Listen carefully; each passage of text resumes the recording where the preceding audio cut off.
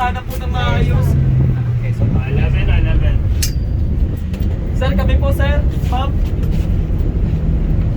Mga naninirahan din po kami dyan sa may unang sigaw po. Yan po sa may bagong baryo. Bababa niyo po. Bababa niyo mga gamit niyo. Kuya, ate, Kahit tapos namin yung problema namin, bababa niyo. pagayin nyo lang din po ako sir na isang pamilyadong tao po. Lipat ba rin? Sa po akong vendor. Naglalako lang din po ako ng kakanin. Puto ko din po dito po sa may palengke po ng Balintawa. Sir, ngayong araw po sir, kailangan po kasi namin po ng asawa ko na makapag-provide. Makabili po ng AB positive po na dugo na isasalin po sa anak po namin.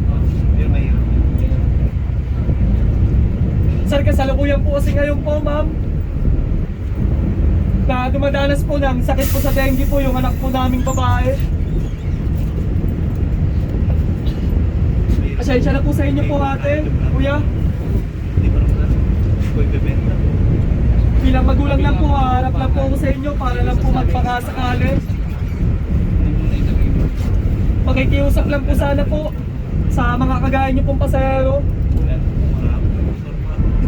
Pasensya na po sa inyo po, Nay. Tay, maraming salamat na lang po sa inyo. Transfer na. Ingat po kayo sa biyahe po, God bless po. Para makasama namin sa sino. Makikiusap lang po ate, kuya. Pasensya na po sa inyo po.